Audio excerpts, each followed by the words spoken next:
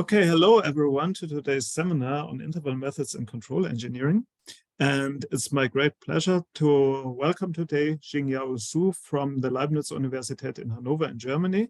He's there working as a PhD student at the Institute of Geodesy, or as the German acronym is IFE, the Institute für Erdvermessung. And yes, he will present parts of his work that he's doing within the framework of his PhD thesis.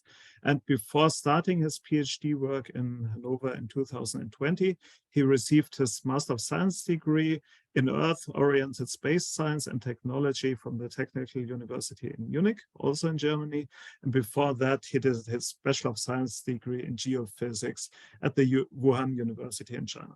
And now we're looking forward to your presentation on intervals and fault-free error modeling for GNSS applications. The floor is yours. Yeah, thank you for your nice introduction. So I will start with my presentation.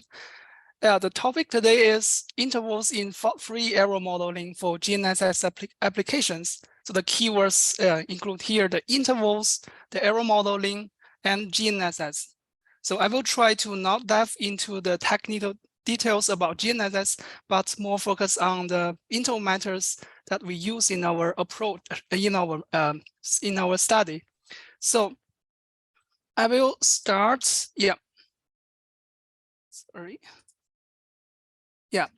I will start firstly with the background about GNSS positioning model. And after that, I will talk about the intervals, how to define and how to determine the interval for GNSS observations. And then I will discuss the set representation for uncertainty in the position domain. Finally, I will summarize my presentation with conclusions and outlook. So let's start with the background, the introduction of GNSS satellite positioning from the interval point of view. So we know the satellites that are orbiting around the Earth are transmitting signals continuously, and this is basically the constellation of GNSS. We measure the signal travel time from satellite to receiver. For example, your mobile phone or your car, then we can compute the range in between. And having known all the ranges and the satellite positions, we can then estimate the receiver's position under certain satellite geometry. Then it is easily understood that the GNSS measurements suffer from different error sources. And this is why we can never have a perfectly accurate solution. So for a long time, the whole community has been making effort to develop different techniques to cancel, to correct, or to reduce the errors, but still remaining errors persist. And this has different reasons. For example, we have just imperfect correction models, or due to some economical reasons or even special purposes that we have to keep some error visible. Therefore, it is not sufficient that we simply make an assumption about an error distribution. And this is the motivation why we use intervals as the uncertainty representation, because it is adequate to bound the remaining systematic error without any assumptions about the distributions. So then what it looks like in the GNSS positioning. So here I'm showing a conceptual model. If we can assign an interval to one of the signal here it looks like it is in the form of a slab. And we can have more signals, more intervals.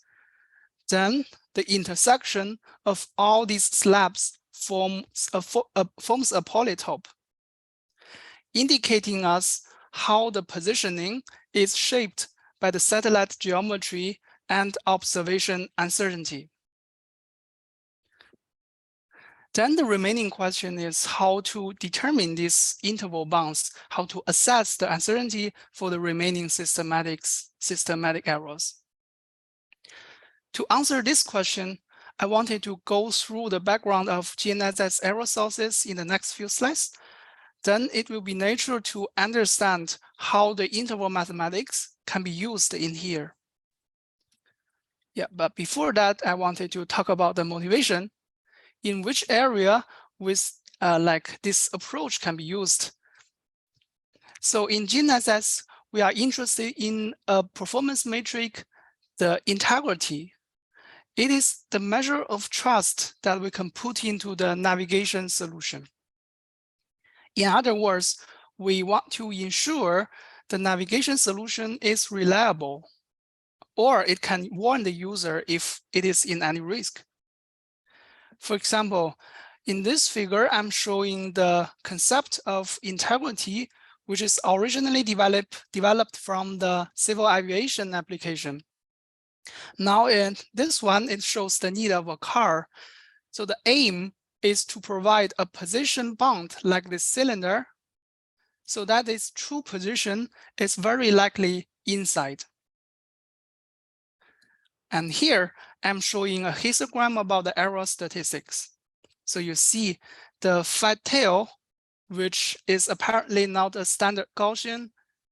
Yeah, for the core, we have a Gaussian, but here it is apparently not bounded by the Gaussian distribution.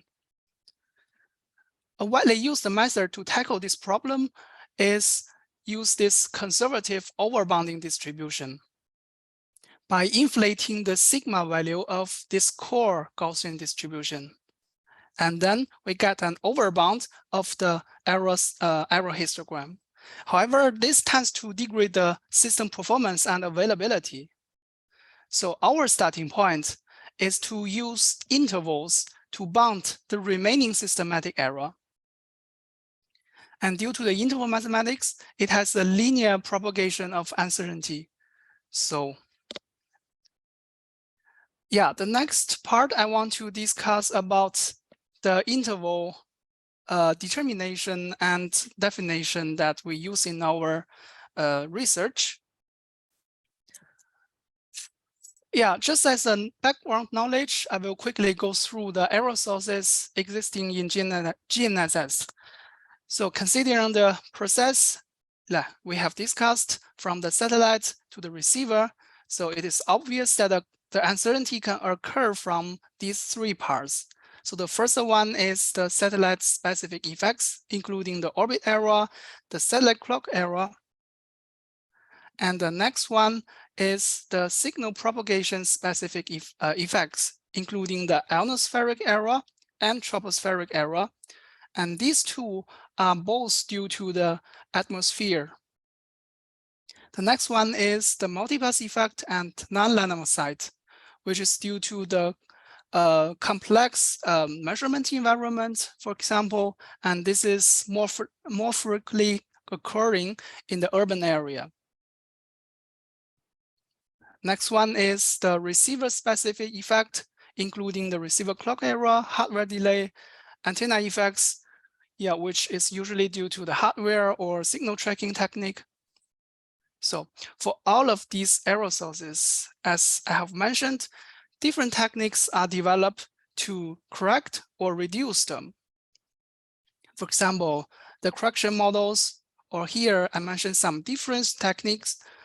To have an effective error budget, then it is reasonable, or we could say necessary, to investigate individual error sources so that the interval bounds are adequate. With this slide, I want to introduce our first method. Using a sensitivity analysis for the remaining systematic errors, which can be assessed the empirical correction models. And this is a forward modeling method, as I wrote here. So we know the empirical model are often built based on assumptions which can be deviated from the reality or approximations with uncertainty. So the constants and parameters used in the models are often only imprecisely known or associated with a range. Apparently, the overall uncertainty has contributions from all these so-called influence factors. Next, I want to pick up an example of the remaining tropospheric error to give you an overview of our practice. What are the influence factors in this example and how we can estimate the overall error budget? So first of all, what is a tropospheric delay? So here I'm showing a sketch. In this sketch, you will see that the tropospheric delay refers to the signal delay due to this neutral atmosphere. And one of the most popular, let's say, correction models is this Sastamonian model, Sastamonian correction model. It is an empirical model. Now our task is to assess the error that are not perfectly corrected by this empirical correction model. And we call this remaining tropospheric error. In this figure, I'm showing all the influence factors, including the parameters, the constants that are used as input to the Sastamonian model. So to construct our interval to bound its remaining error, we will need to figure out another function that has input of the uncertainties of all these influence factors. And the output will be the interval for this remaining tropospheric error. How can we do that? Firstly, we can take these three influence factors as an example, including the temperature, the pressure, and partial water vapor pressure. We want to know their range of variation, and this information can be obtained from their historical statistics. We analyze the observations from a GNSS permanent station in Potsdam, Germany. Sorry for this typo. This should be the year of 2020. You see, they have a very strong periodical variation, like these gray dots. They are the difference of the difference of the models to the observations. So we can get their maximum range using a sliding window. So this yellow curve shows this maximum range, and we use them as the input to the, as I said before, to the sensitivity analysis. If we know about all of these influence factors, then we will get the interval for the remaining tropospheric error from the sensitivity analysis. And the results is like this. So here, the gray dots represent the remaining tropospheric error of the Sastamonian model, as I said, and we use the high quality troposphere product as the reference data here. And what we can see here is that the remaining tropospheric error are sufficiently bounded by our intervals from the sensitivity analysis. So as a summary of this method, the influence factors may be constants and parameters, as well as any auxiliary information. And we could get the information about these influence factors from many sources.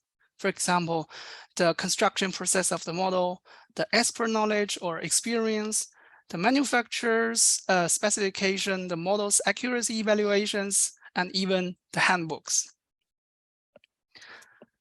Then about the implementation, we have two strategies. The first one is based on the partial differentiation. So here we say the GNSS code measurement has uncertainty from all these error sources. And the S vector here contains the influence factors.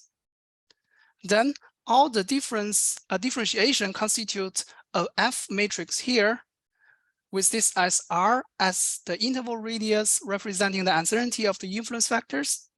We will get the overall interval radius. So, and then the second one is based on the interval arithmetic, and this is straightforward. The basic idea is each influence factor may result in variation of the model's output under a specific condition. And this variation is shown here. This interval can be denoted by this interval.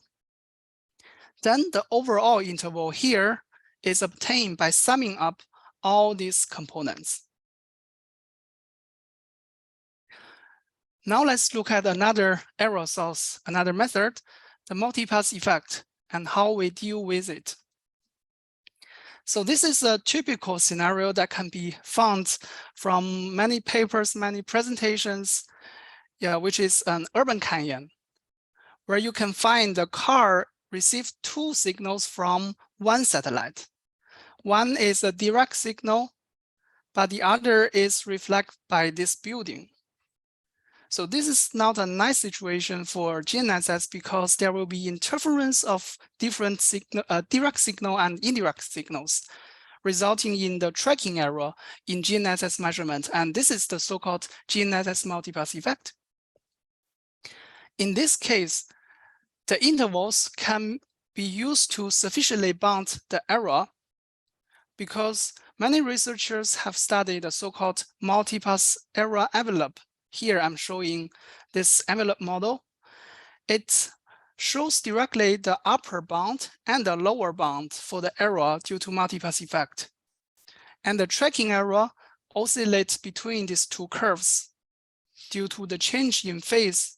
And basically, it never exceeds these bounds. So this gives us a straightforward way to determine the intervals of the worst case effect for the multipass error. What we do is to utilize a 3D city model in a ray tracer to fit this multipass error envelope model. Then we will obtain an interval. And here I listed all the required input parameters, but I don't think this is necessary to talk about the details in here. So next, I want to show some examples from a real scenario. As you can see in this city model, if we drive a car along this street, then what kind of interval should we have for the multipass effect? Here, this is the result. These epochs for these satellites are classified as multipass affected by the ray tracer. And we can calculate the upper bound and the lower bound as these dashed lines in different colors for different satellites. Apart from that, we can also compute the error due to multipass effect, which is the output of the ray tracer. So as we expected, you can see that all the errors are sufficiently bounded by our intervals. And for different satellites, we have different size of intervals. We will suppose this can be a very nice practice for the intervals because this directly shows the error can be sufficiently bound by the intervals without any specific error distribution. So I will stop here talking about the interval determination as this may be somehow GNSS specific. Now I want to discuss the next part, the set representation for the uncertainty in position domain. In this part, I have two main aspects. One is the fault-free error modeling, how we transfer the uncertainty from the observation domain to the state domain. Then is the fault detection, which is essential for GNSS integrity applications. And in this part, I want to pose some open questions, and I will be very happy to hear suggestions and comments from you. So in GNSS range-based positioning, we apply this classical least square estimator for the linearized GNSS observation equation. And this is, the equation. And here Y is the observation residuals, and A is the design matrix, the geometry matrix, and delta X is the state of interest, which is the difference to an initial point x0, and E is the error. So with this classical least square estimation, we can get a point estimate. So, and here this is the the expression for the final estimate, and then we can use the variance covariance matrix as the uncertainty measure, apparently. Given a confidence level, we can then construct a confidence ellipse as this red dashed line. So yeah, this is an example for the 3 signals. Yeah, however, just to recap, we have not only the white noise, but also remaining systematic error. So this means the confidence interval or the confidence ellipse does not reflect the realistic uncertainty. In this regard, to account for the remaining systematic uncertainty, we basically introduce interval mathematics to the least square estimator. That is to say, in this formulation, we replace the y with an interval value, y minus interval s. In the end, we will obtain a zonotope in the state domain, as is shown here, the yellow counter. This can be visible in this formulation. The zonotope will be centered at the classical least square estimator, and the generator is dependent on the K matrix, this K matrix, and also the interval vector. So this is basically the framework of our fault-free error modeling, where we distinguish the systematic uncertainty from the stochastic uncertainty with different representations. Yeah, next, different from the conventional point estimation, we consider another way for the GNSS positioning problem. So if you still remember this figure I put in the very beginning, we have these slabs representing the uncertainty for each signals. Here in this formula, we use the interval of E to denote these uncertainty interval bounds. And then we can reformulate the GNSS positioning problem as a system of inequalities. Then we can solve this constraint satisfaction problem, and we can get a polytope as the set solution. Now comes the question, what does this polytope represent? Up until now, we have been talking about the fault-free modeling. We use intervals to adequately bound the errors. Thus, we can interpret the polytope as a feasible solution set, first of all.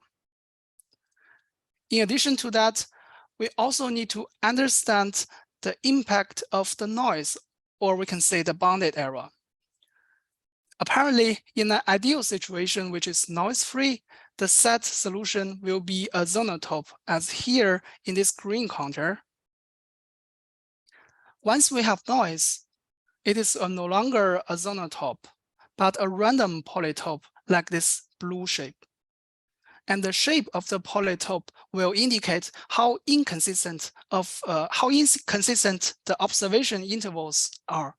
Therefore, we also interpret the polytope as the inconsistency area. And this zonotopic nominal solution can be regarded as the geometrical confidence. Yeah, then what happens to the inconsistency area in the presence of faults?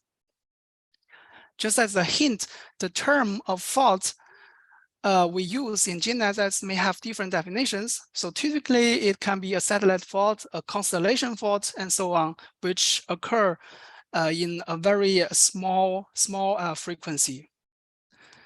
Now in the urban navigation, we may suffer more types of faults. As I said, like the N-loss, the multipass can also be regarded as a fault because they just happen very frequently due to the complex measurement environment. So here I'm showing a conceptual model of these 3 signals for 2-dimensional positioning. Yeah, when we add a bias to one of the signal, and then we can also increase the bias to one side, we will end up with an empty set. This means we can take the empty set as indicator of the faulty case, which is widely used in other areas as far as I know for the control theory. For all the for most of the interval applied scenarios, we use this empty set as an indicator of the fault. So if we can test the inconsistency between the inconsistency area and also the geometrical confidence, which is the zonal top, we will have the possibility of fault detection. So here I'm showing an example in the real world, which is published in a recent paper. So this map shows a small urban area in Hannover, Germany. So we drove a car along this street and track GNSS signals. The black dot are the reference trajectory with very high accuracy. And the red dot is the point solutions from the least square estimation with all the satellites. And also the red ellipse is the confidence ellipse, of course, for the least square estimation. And the blue counter are the polytopes from the constraint satisfaction. So from this figure, we can see for many cases, for example, these four, the right point is far from the truth from the reference trajectory. This is because the GNSS signals suffer from reflection or refraction and so on and becomes biased. These biases are not modeled with our intervals. So here we have empty set and we can regard them as a fault. And the empty set indicates that the intersection of the slab, they don't have an intersection of the slabs. So the existence of fault can be detected. And then if we remove all the faulty signals, we get this figure. And we recalculate everything. For example, the point estimate, the polytopes. And we can see, for example, for these two epochs, we have the polytop intersection. The intersection is no longer empty, which means that the fault is already removed. And also the point estimations are less deviated to the reference than the previous one. So we have now seen many examples of the fault detection in GNSS positioning, but we do still have some open questions to answer. And the first one is about the sensitivity of detection.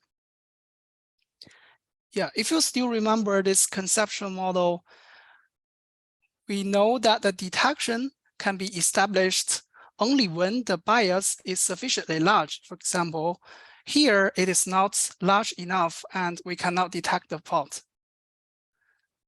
This means the sensitivity of the detection should be defined and quantified.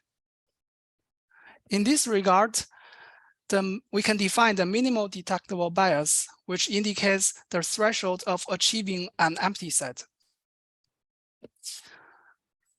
Then there will be another question, how to evaluate the sensitivity of detection? Or we could ask how to determine the minimal detectable bias. If we go back to this conceptual model, we observe the other two signals. That we increase the bias to each of the signals, and we find that the empty set will be achieved in different time. For example, with this one, it has a lower threshold. For this one, the threshold can be larger. This means the achievement of empty set is highly dependent on the geometry. It is associated with individual signals, and this gave us the challenge to evaluate the sensitivity of detection. And the third question will be how to enhance the sensitivity of detection, which is equivalent to how to reduce the minimal detectable bias. From our perspective, the methods may be established based on the constraint satisfaction. As I have talked about, the polytop solution set can be interpreted as an inconsistency area because the polytop provides information about the inconsistency of the observation intervals. If we can adjust the interval in a proper manner so that the polytope can be reshaped and becomes more sensitive to achieve empty set, we will be on a good way. And we can do some modeling. For GNSS applications, we can do the modeling based on physical feature. So this is some trials we have made to resize the intervals based on physical models. For this IDEN, I mean the identical weighting, which means not there is no specific weighting models applied to the interval. And for this EDM, it is an elevation-dependent model. This is because the satellites with lower elevations may be more likely to be affected by the city model, city buildings. So we can reduce their interval size using this EDM, the elevation-dependent model. Also, the signals with weaker signal strengths are also more likely to suffer reflections or refraction. So we can reduce their interval size using this signal strength dependent model. Then the task is to observe, can we detect all potential faults? And we apply these models in our real scenarios, in our real measurements. And with this figure, I'm showing the case without any specific weighting model. And we can see that this one, for this epoch, the empty set is achieved, which means the faulty case. But for the other one, for example, this one, it is significantly biased to the reference, but it is not empty. After that, we can apply this elevation-dependent model, the EDM, and we can see that no matter, not only this one, but also a second one becomes empty, which means the faulty case is detected for this epoch. Then we use this SDM, the signal strength dependent model. We can see that not only these two, which can be detected with the EDM, but also a third one can be detected, this one.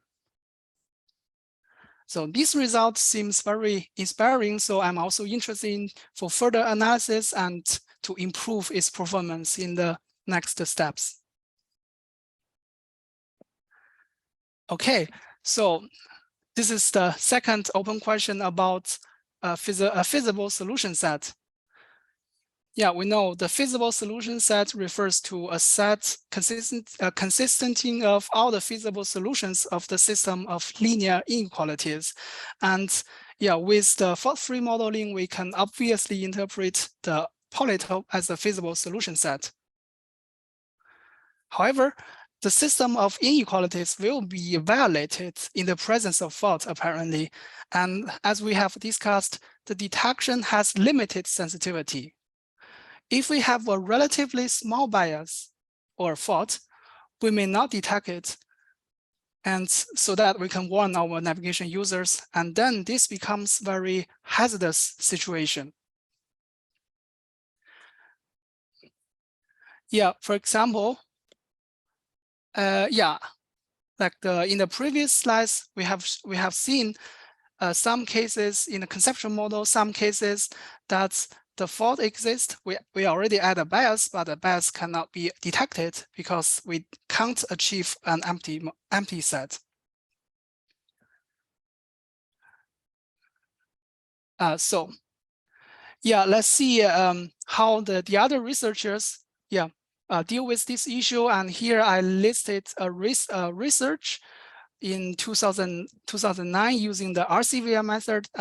I think some of you may be familiar with this sketch, which is localizing for the beacons. And we see that for their method, they use this Q-relax strategy. The Q-relax the intersection with the tolerance of Q faults. And then they can compute a larger area of this intersection as this shadowed area. It is an expanded area than the previous smaller one. Yeah, then a new question comes, how to determine this Q value so that the tolerance can be adequate and realistic. To my understanding, what has been done is an empirical value. So is there another way? I don't have a good answer yet, so I'm open to any discussion on this question. Yeah, so my first idea is about the minimal detectable bias. Can we achieve a feasible solution set with the help of this minimal detectable bias? Okay, so now I want to conclude my presentation. Yeah, we use interval to adequately bound the remaining systematic uncertainty. To determine the interval, we use sensitivity analysis, and this an example can be was shown for the remaining tropospheric error, and also we use the envelope model bounding method for the GNSS multipass effect. After achieving the interval for the GNSS observations, we transfer the uncertainty to the state domain. We use the set representations for GNSS integrity applications. We have the zonotope by interval extension of the least square estimator for representing uncertainty in the position domain, which is specifically for the remaining systematic error. And we also have the polytope by constraint satisfaction for fault detection. For future work, I'm interested in to answer the questions about the definition and the determination of the minimal detectable bias, and also to enhance the detection capability of this detector. Yeah, also maybe some possibilities of the dynamic state estimation. And this is the related publications, and thank you for your attention. Okay, and thank you very much for your very interesting presentation. And now the floor is open for discussions. Yeah, Luc has the very first question. Yes, thank you for the presentation. It's very clear. So my question is on the slide number 11, if possible. Yes. 11.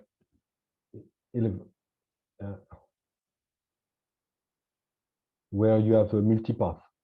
Oh, yeah. No, after, yes, 11. Oh, sorry. Okay, so I cannot see it, but maybe it takes time. Yeah, maybe it takes some seconds to. Okay, so my question is, your receiver is able to detect so one range of yes, on this picture. Yeah. Your sensor is able to get,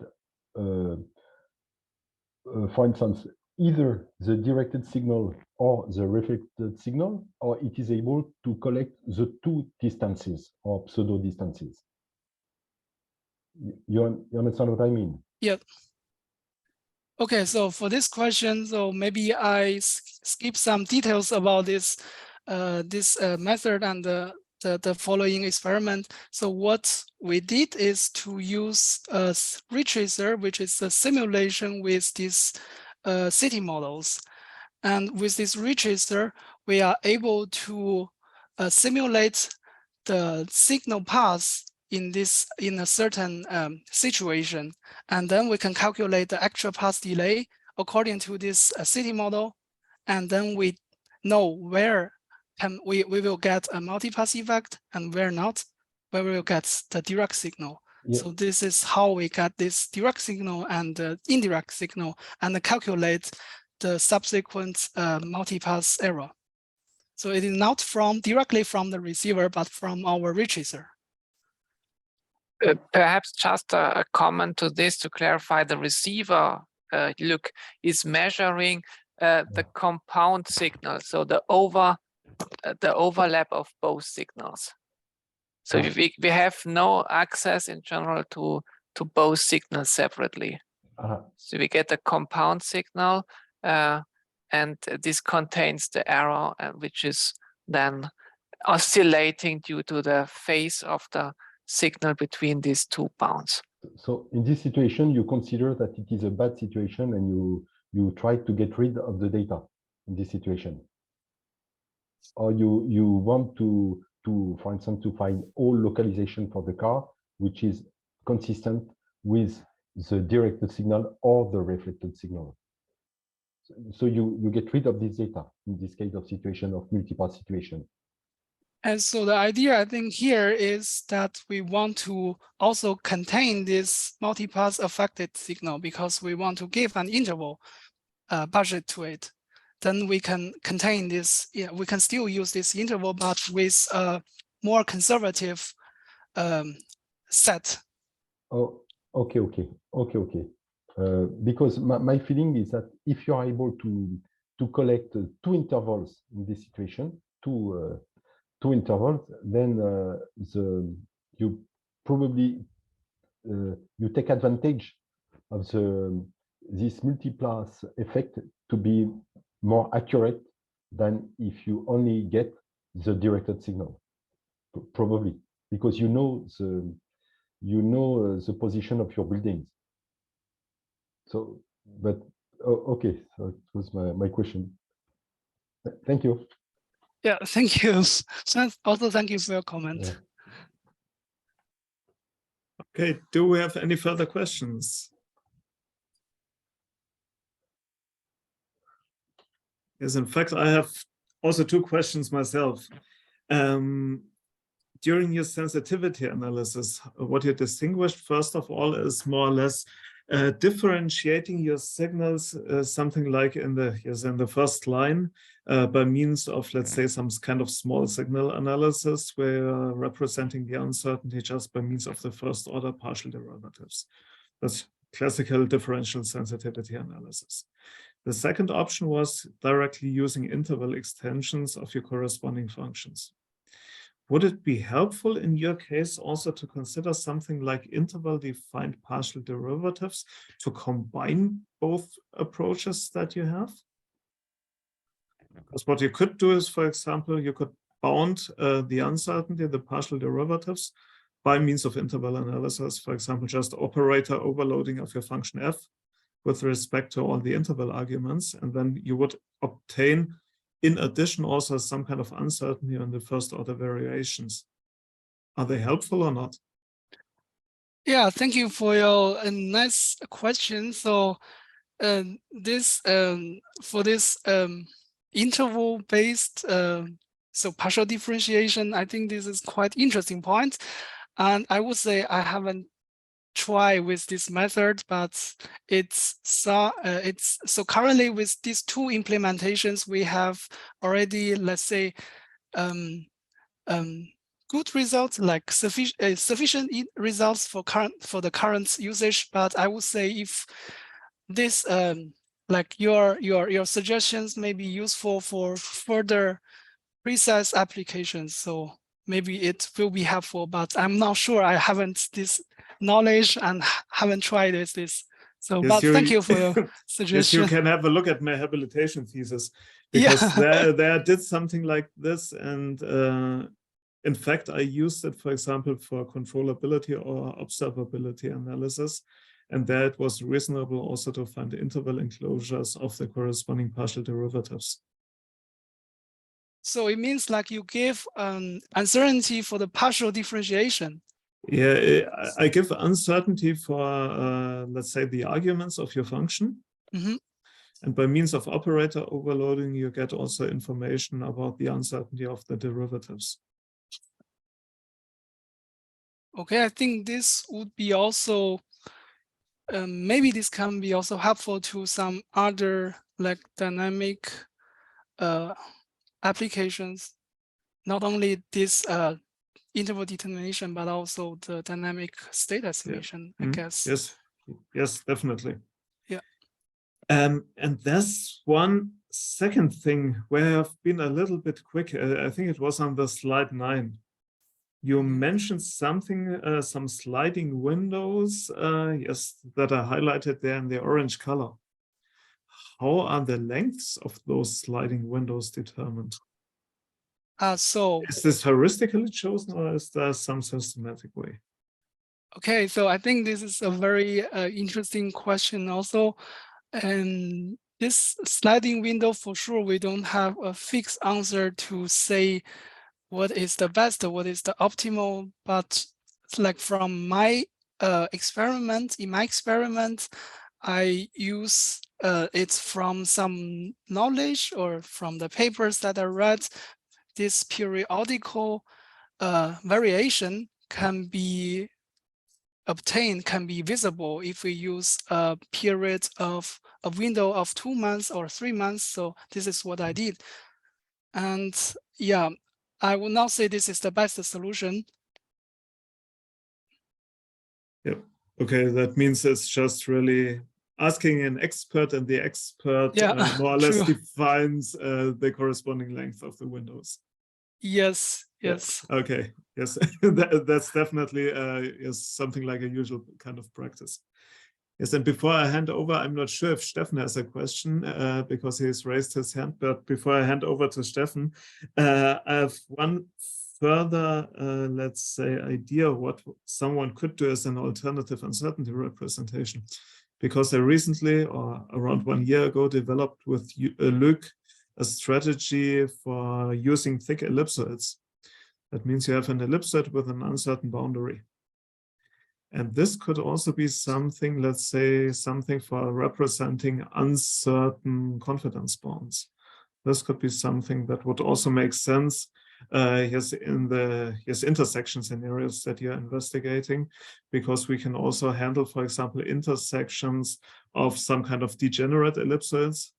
That means an ellipsoid that is unbounded in some of its principal axes. Okay, yeah. Thank you for the suggestion. Yeah, maybe. So I can ask a question. Yes. Yes, sure. Yes. So it was about the RCVA, as you explained at the end. So my feeling is you have some equation with respect to the distances. So some sets that are more. You may have some data that are more reliable than others. So maybe you can give a coefficient,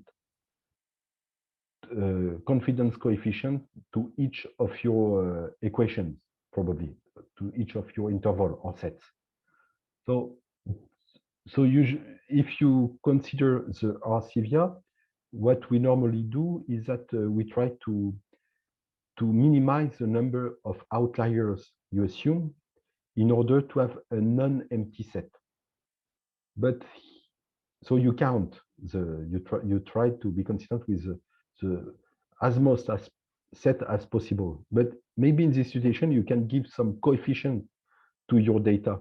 So it means that some sets are more reliable than others. So do you consider this into account, or all the sets have exactly the same weight?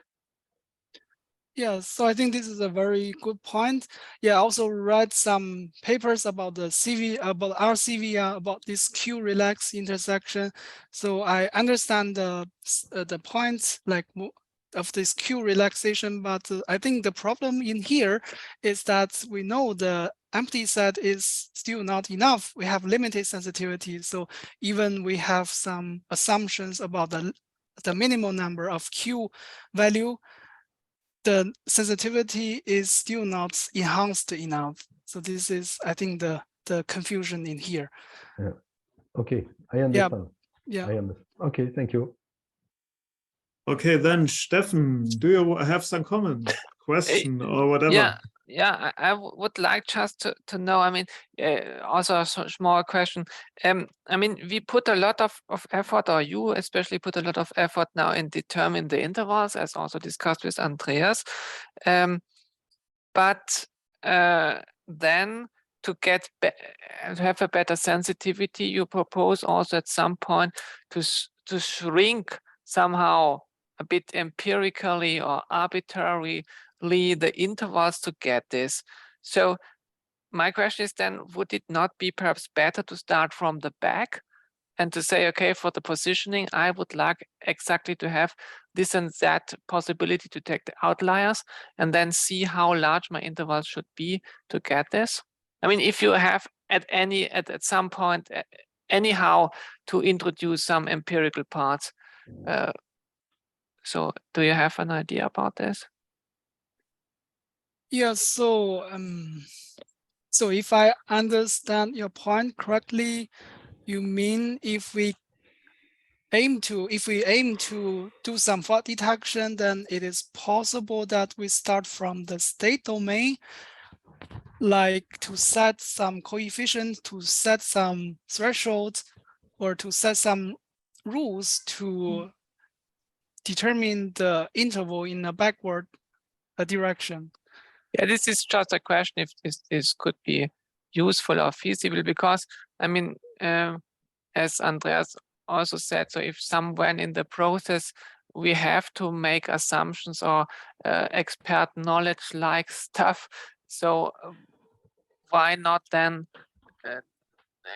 keeping this and try to set the intervals in such a way that we can detect a specific amount of outlier in a positioning domain. I'm not sure if this would work. Okay, yeah. So I think this is a good point. This reminds me of like what is typically used in the GNSS integrity monitoring, like the RIM methods. What is used in their method is starting from the evaluation of integrity risk and eventually to determine the thresholds in a backward direction. So I think this is also a point, but I'm not really sure like how this can be like introduced to the interval part. I mean, we can discuss this during the next weeks. Yeah, thank you.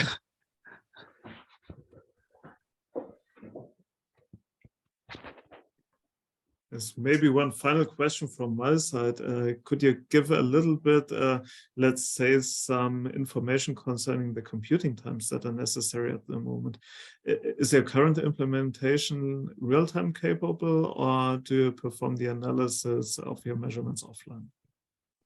Yes, so the time, like the computational cost is always a critical question, especially for the integrity that I want to be applied for. So like for integrity, it is apparently computational efficient, like they have that this has to be somehow online processing. And for my work, so currently I'm not focusing on this part. I'm using some MATLAB toolbox to implement all the algorithms so that the computational time can be somehow not as optimal as the requirement for the integrity.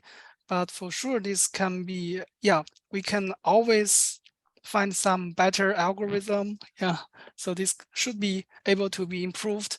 And also, I'm also trying to solve this in the algorithm part. Like we try to avoid, to use those complex algorithm. Yeah, try to use some regular shape like the zonotope, like the ellipse, like the circle. Yeah, this is what I'm aiming to do. Yeah. Okay, many thanks. Do we have any other question?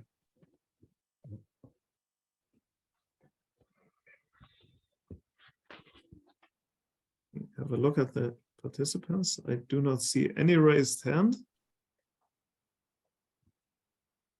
Okay, then if we do not have any further questions, thanks again for your very interesting presentation.